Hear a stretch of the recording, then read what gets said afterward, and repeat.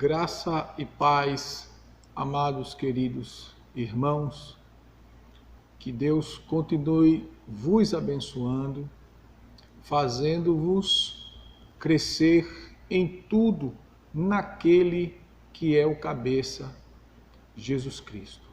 Meus queridos, estamos aqui mais uma vez para juntos compartilharmos um pouco mais sobre a palavra do Senhor, nosso Deus. E hoje nós vamos dar sequência ao assunto que iniciamos falando sobre o amor de Deus.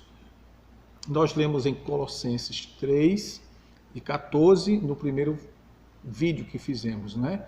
O amor de Deus, parte 1, e hoje iremos falar sobre o amor de Deus, parte 2. E no primeiro vídeo nós tivemos a nossa introdução, fizemos o primeiro ponto, que foi quem é o homem para que Deus o ame incondicionalmente. E hoje iremos falar por que Deus resolveu salvar o homem. Por que Deus resolveu salvar o homem? Pois bem, como o texto base que escolhemos para falar sobre o amor de Deus é Colossenses 3 e 14, nós iremos dar sequência a esse assunto, tentando entender por que Deus resolveu salvar o homem. Falamos no texto próximo passado que o homem tem algo que vem essencialmente de Deus, porque Deus, em sua essência, Deus é espírito, não é? E Deus fez o homem do pó da terra e soprou-lhe, né, nas suas narinas o fôlego, o espírito de vida, deu parte dele para o ser criado. E como filho de Deus, herdamos algo pertencente a Deus. Saímos das entranhas do Espírito, ou seja, das entranhas de Deus, porque Deus é Espírito. Visto que saímos das entranhas de Deus, como filhos de Deus, não é? Como o homem é filho de Deus, Deus procurou de alguma forma resgatar aquilo da qual lhe pertence, porque dele saiu, no caso, o homem. E a Bíblia Sagrada nos ensina, nos fala, nos mostra que Deus amou o mundo, não o mundo, o cosmos, o universo, mas o mundo, homem, pessoas, seres humanos feitos à imagem e semelhança de Deus. E diante disso, a própria palavra de Deus nos ensina que Deus prova o seu amor para conosco em que Cristo Jesus morreu por nós, sendo nós ainda pecadores. Visto que somos pecadores e Deus provou o seu amor por nós, dando-nos o seu Filho Jesus, para que nós consigamos ter uma ideia da dimensão desse amor, já que saímos de Deus, viemos de Deus, temos a essência de Deus em nós, como seres espirituais, porque mesmo estando em um corpo físico, somos seres espirituais.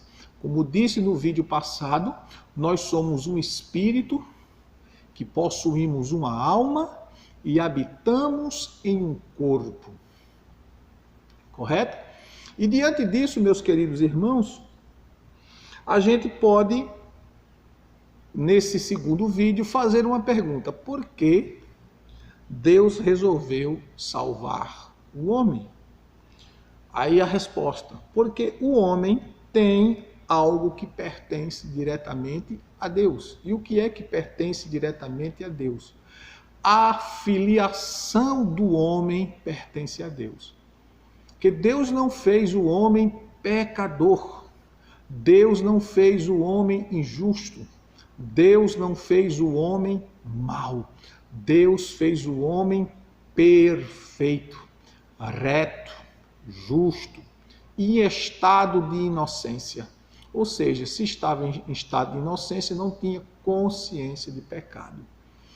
Porém, na busca do homem por querer ou por desejar ser algo além daquilo que ele foi proposto como filho, como ser criado, o homem buscou para si, conforme diz o sábio Salomão, no capítulo 7, verso 29 do livro de Eclesiastes, diz que Deus fez o homem perfeito, mas o homem buscou para si muitas invenções, e foi aí que o homem se estragou, se autodestruiu, se implodiu. Diante disso, meus queridos, nós podemos perceber que lá no Éden, o ambiente perfeito, criado por Deus. Éden, que se quer dizer jardim de delícias. Uma moradia perfeita, com tudo do bom e do melhor em um ambiente saudável, sem pecado, sem morte, sem dor, sem enfermidades. Porém, o homem caiu no engano de ouvir quem não deveria ouvir. O homem já tinha as instruções, os ensinamentos, as orientações diretas do próprio Deus. Isso é registrado no livro do Gênesis. Deus vinha falar com o homem na virada do dia. Deus visitava o homem na virada do dia. Havia um diálogo, havia uma intimidade, havia uma parceria, havia uma comunhão, pai, filho, criador e criatura, e ser criado. Porém, as determinações de Deus para o homem foram substituídas por ideologias, invencionices, mentiras dadas diretamente por Satanás ao homem, iludindo ao homem e levando a pensar que poderia ser igual a Deus. E o texto sagrado nos ensina que, no engano do sedutor, achando o homem que poderia ser igual a Deus, desconsiderou a orientação divina e passou a ouvir a quem não deveria ouvir. Eu costumo dizer que quando alguém para ouvir um rebelde, ele para ouvir a voz do engano, a voz do mal, a voz do maligno, a voz da mentira, a voz da destruição. Quando o homem parou para ouvir a serpente que estava incorporada por Satanás, ele foi iludido por uma visão de vida que não pertence a Deus e não pertencia ao homem. Porque Deus deu de sua vida para que o homem vivesse bem. Porém, com a queda do homem, como o homem essencialmente tem algo que pertence a Deus, Eclesiastes, no capítulo 12, verso 7, diz o texto sagrado que o corpo volta ao pó de onde veio, mas o espírito volta para Deus que o deu. Então Deus deu o espírito do homem. E como Deus é espírito, o espírito do homem veio exclusivamente da essência de Deus, que é espírito. João cita isso, eu citei isso no vídeo anterior. Deus é espírito. E importa que aqueles que o adorem em espírito e em verdade. Mesmo que estejamos vivendo no estado físico, humanamente falando, com a característica da biologia, da vida, Nós, como seres humanos e seres vivos, vivemos a vida biológica, mas no aspecto espiritual. Ou seja, Paulo, ele diz na carta aos Romanos, no capítulo 5, verso 16, ele diz: andai em espírito, e assim não ireis satisfazer as concupiscências da carne.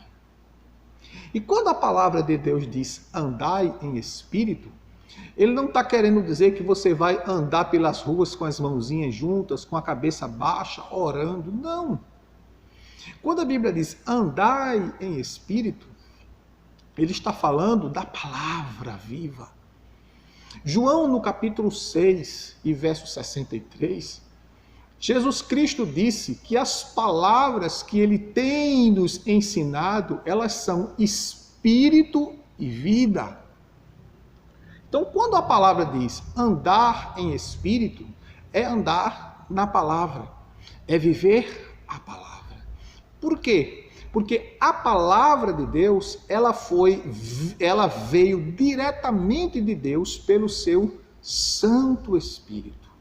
O apóstolo Pedro, na sua segunda carta, no capítulo 1, verso 20 ao 22. Segundo Pedro, capítulo 1, verso 20 ao 22, o apóstolo Pedro diz que nenhuma profecia da Escritura foi produzida pela mente do homem, mas homens santos, inspirados da parte de Deus, foi que puderam escrever a Escritura.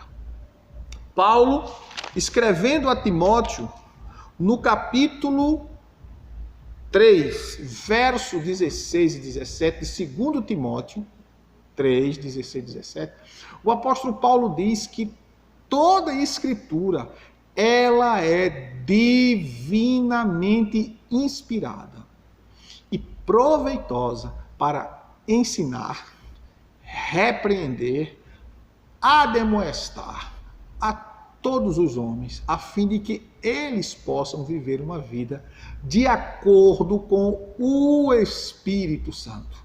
Porque a palavra de Deus, ela é espírito e vida. Repetindo o texto do capítulo 6, verso 63 do Evangelho de João. Então, diante disso, meus queridos, por que Deus resolveu salvar o homem? Porque o homem tem algo que pertence a Deus. O homem tem um espírito que veio de Deus. Deus, como Pai, ele não abandonou aquilo que ele fez, aquilo que ele criou, aquilo que ele gerou. Porque Deus não precisava criar o homem, não. Deus é autossuficiente.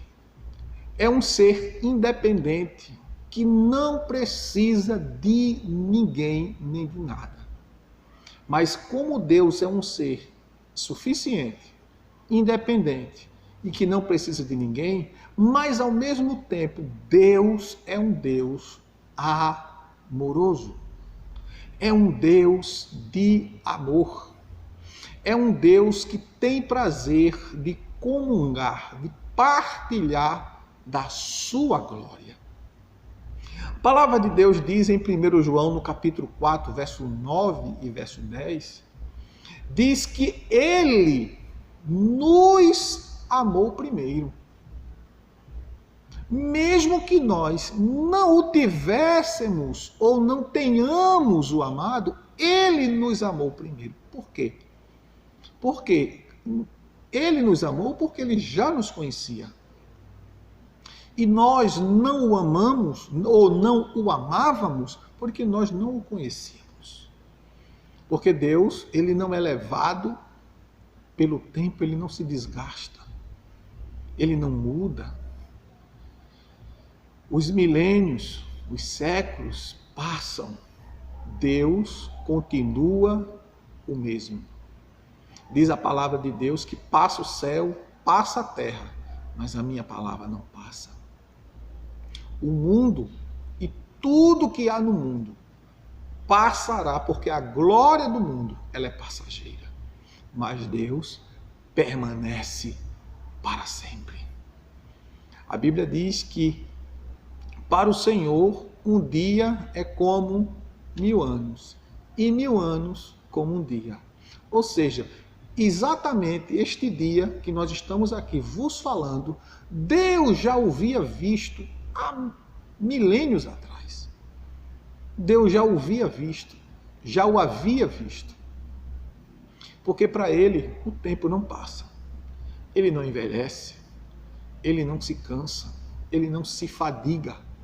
Pelo contrário, é ele que renova a força daquele que não tem nenhum vigor. Dá ânimo ao que não tem nem mais ânimo. Dá força ao fraco, alegria ao triste, levanta o caído, renova a nossa esperança e a nossa vida. Porque ele é Deus. Nós, os homens, estamos fadados a errar, a falhar, a pecar. Porém, não é por conta disso que nós vamos ser relapsos de vivermos uma vida agradável a Deus. Porque Deus nos ama independente de quem somos. O amor dele não aumenta nem diminui. Ele é eterno, ele é imutável. Os homens mudam de acordo com os tempos, as épocas e etc. Mas Deus não muda. E diante disso, ele resolve salvar o homem, como eu vos falei, porque o homem tem algo que pertence a ele. E Deus quer resgatar isso que pertence a ele. E o que é? Ele tem a essência, o homem tem a essência de Deus, que é o Espírito. Mas como o homem saiu de Deus, Deus sente amor pelo homem. Deus sente a necessidade, Deus tem essa necessidade de partilhar o seu amor para com o homem. E essa necessidade levou Deus a pegar, a tirar da eternidade o seu único filho e dá-lo em resgate da nossa vida. E o texto sagrado diz que Deus amou o mundo, que deu o seu único filho, para que todo aquele que nele crê não pereça, mas tenha a vida eterna. E diante desse fato, como eu citei, 1 João capítulo 4, verso 9 e 10, ele nos amou primeiro. Vamos ler esse texto, né? Vamos lá para a primeira epístola de João, o capítulo 4, o versículo 9 e 10. Diz a palavra de Deus: nisto se manifestou o amor de Deus para conosco, em quem Deus enviou seu Filho unigênito ao mundo, para que por meio dele vivamos. Nisto se manifestou o amor de Deus para conosco, em que Deus enviou seu Filho unigênito ao mundo, para que por meio dele vivamos. Nisto está o amor, não em que nós tenhamos amado a Deus, mas em que ele nos amou primeiro e enviou o seu Filho como propiciação pelos nossos pecados. Então ele nos amou primeiro. Por que a expressão do João, do apóstolo João, diz que ele nos amou primeiro? Porque ele já nos conhecia. Nós não o conhecíamos. Nós passamos a amá-lo a partir do momento que nós o conhecemos. E esse conhecimento da pessoa de Deus, ele chega a nós através da manifestação de Jesus. O escritor aos Hebreus diz que Deus antigamente falou aos pais pelos profetas, mas agora, nestes últimos dias, a nós nos falou pelo seu Filho, a quem constituiu o herdeiro de tudo. Hebreus capítulo 1, verso 1 e 2. Então Deus a nós falou-nos na manifestação de Jesus. Paulo escrevendo aos Coríntios no capítulo 4, no capítulo 5 e verso 19. Deus estava encarnado Cristo. Deus estava em Cristo, reconciliando consigo o mundo e não lhes imputando os seus pecados, mas trazendo a nós o ministério da reconciliação. Deus, que é Espírito, se manifestou em carne através de Jesus. Tomou a forma humana. O apóstolo Paulo, escrevendo na carta aos Filipenses, no capítulo 2, verso 5, ele diz que haja em vós o mesmo sentimento que houve em Cristo Jesus. Isso é uma expressão maravilhosa. E diante dessa expressão de que Paulo diz que nós devemos ter o mesmo sentimento em que houve em Cristo Jesus, presta atenção nessa frase. A exaltação é algo natural em Deus. A exaltação é algo natural em Deus. Em Cristo, quando Deus, em Cristo, lembre-se que Deus, o Pai, que é Espírito, se encarnou, se manifestou na pessoa do Filho Jesus. Em Cristo, a humanidade é humanidade exaltada. Deus exalta a humanidade, a criatura, o ser criado, quando manifesta-se na pessoa de Jesus, tomando uma forma humana. Deus estava em Cristo, diz o texto sagrado. Em Cristo, a humanidade é humanidade exaltada, assim como a divindade é divindade humilhada. Deus humilha-se a si próprio para que a humanidade seja exaltada na pessoa bendita de Jesus. Nisto, a humanidade é exaltada com a humilhação da divindade. É lindo, né? O que Deus fez por nós. E o texto sagrado, que é bom você que está acompanhando, anotar os textos e você ler, analisar cada palavra que estou dizendo, porque o nosso propósito aqui, quando estamos falando, estamos ensinando, não é autopromoção, não.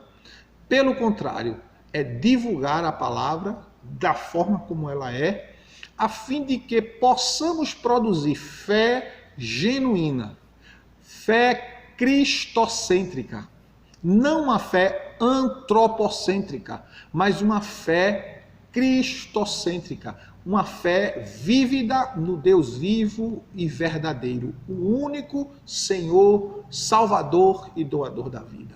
Pois bem, nesse contexto que nós fizemos a pergunta, por que Deus resolveu salvar o homem tem algo que pertence a Deus, que é o Espírito que veio de Deus, que saiu das entranhas divinas. Segunda coisa é porque Deus amou o homem. Primeiro, antes que o homem o amasse, Deus já o amava, porque a criação do homem já estava no coração de Deus. Visto que Deus não precisa do homem, Deus não necessita do homem, mas Deus sentiu a necessidade de comungar, é tanto que todos os dias ele ia conversar. Final do dia, quando ele terminava de conduzir, de administrar o universo, porque Deus trabalha. Deus tem negócio com quem gosta de trabalhar. Imagine você sustentar toda a estrutura deste universo.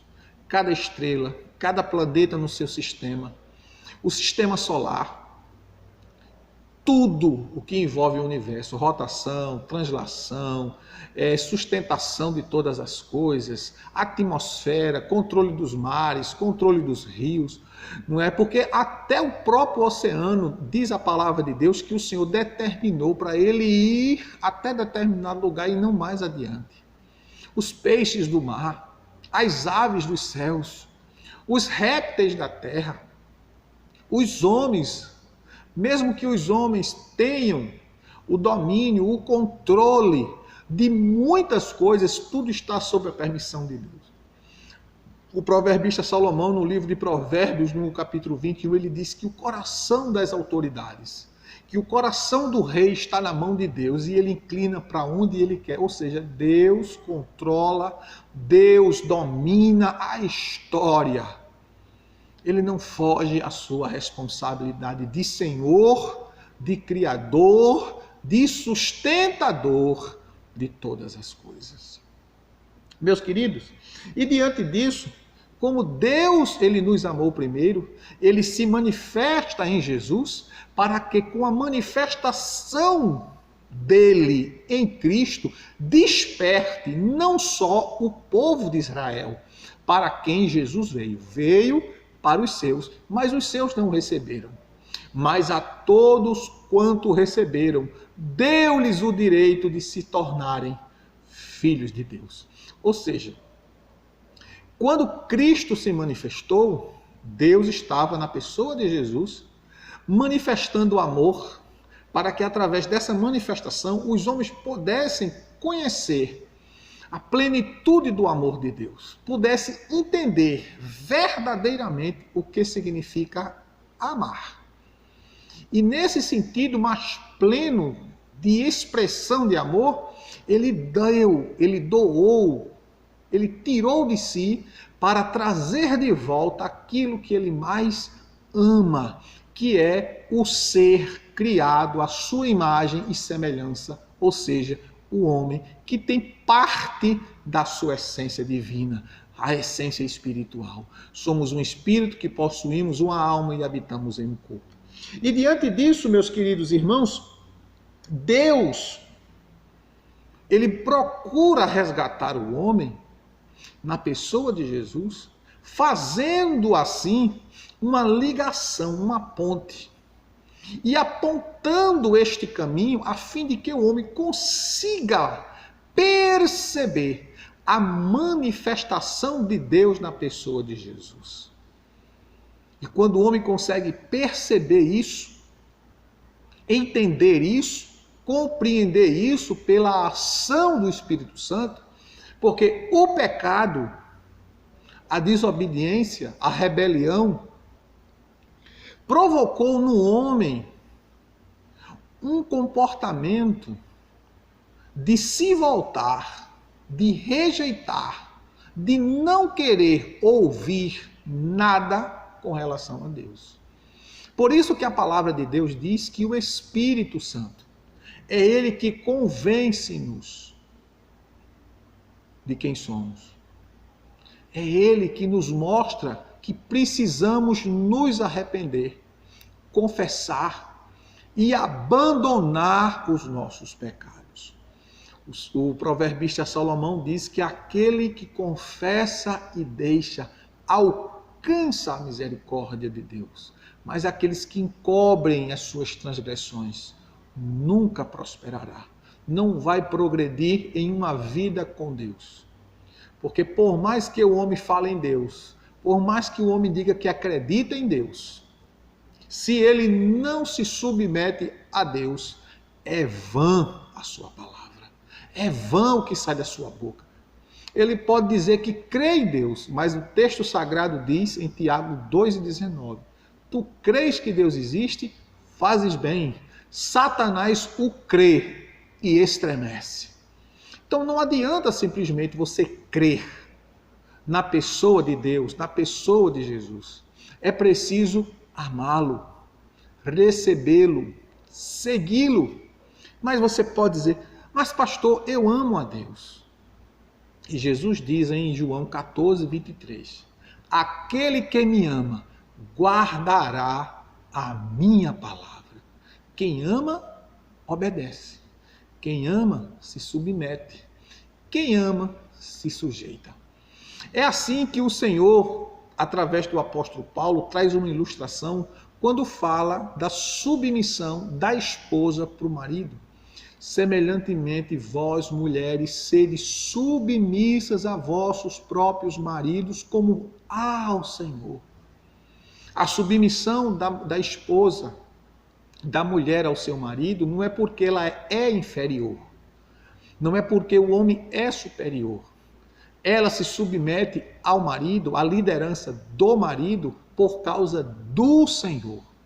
É uma promessa bíblica, né? Está lá em Gênesis 3, verso 18, quando Deus diz para a mulher: o teu desejo será para o teu marido e ele te dominará. Então, a submissão da mulher ao homem é em obediência a Deus. Só que essa submissão da mulher traz uma responsabilidade maior do homem. Não é? Vamos ver lá em Efésios capítulo 5, versos 22 em diante. As mulheres sejam cada uma submissas ao seu próprio marido como ao Senhor. Pois o marido é o cabeça da mulher, como também Cristo é o cabeça da igreja, sendo ele próprio o salvador do corpo. De sorte que, assim como a igreja está sujeita a Cristo, assim também as mulheres estejam em tudo sujeitas a seus maridos. Maridos, amai vossas mulheres como também Cristo amou a igreja e a si mesmo se entregou por ela, para a santificar, purificando-a com a lavagem da água pela palavra, a fim de apresentá-la a si mesmo, igreja gloriosa, sem mácula, nem ruga, nem coisa semelhante, mas santa e irrepreensível. Assim devem os maridos amar cada um a sua própria esposa, como a seu próprio corpo. Quem ama sua mulher, ama a si mesmo. Afinal de contas, ninguém odiou a sua própria carne. Antes, a alimenta e sustenta, como também o Senhor a igreja.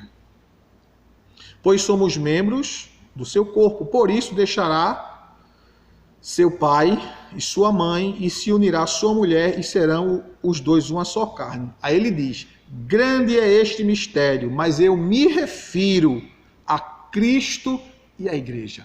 Então Paulo usa a analogia, ele faz uma comparação do relacionamento conjugal, marido e mulher, homem e mulher, marido e esposa, com Cristo e a igreja. Ele diz que grande é este mistério.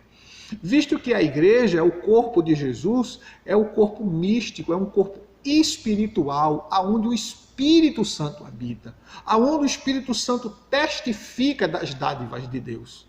É tanto que Jesus disse que o Espírito Santo não falará de si mesmo, mas ele falará aquele que vai receber do Pai e transmitirá a nós como igreja. Jesus disse em João 14, 26 que o Espírito Santo ele vos fará lembrar de tudo quanto Jesus ensinou, de tudo quanto Jesus disse. Então o Espírito Santo é ele que prepara a igreja, santifica a igreja, adorna a igreja. E nessa analogia que ele faz entre marido e mulher, ele fala do cuidado que deve ter do marido com a esposa e da submissão da esposa para com o seu marido, fazendo uma comparação. Vós, mulheres, sede submissas aos vossos maridos como ao Senhor. Paulo, escrevendo a Tito, ele traz uma palavra muito forte sobre isso, no capítulo 3, ou capítulo 2, que diga de Tito, carta do apóstolo Paulo a Tito, por favor. Ele diz, capítulo 2, tu, porém, fala o que convém à sã doutrina, exorta os velhos a que sejam temperantes, respeitáveis, sensatos, sadios na fé, no amor e na consciência. As mulheres idosas, semelhantemente, sejam sérias no seu viver, como convém às santas, não caluniadoras, não dadas a vinho, mestras no bem. Então poderão ensinar as mulheres mais novas a amar seus maridos e filhos, a serem sensatas, honestas, boas donas de casa, bondosas, submissas a seus maridos, para que a palavra de Deus não seja envergonhada, difamada, escandalizada. O texto é claro, Tito 2, 1 a 5.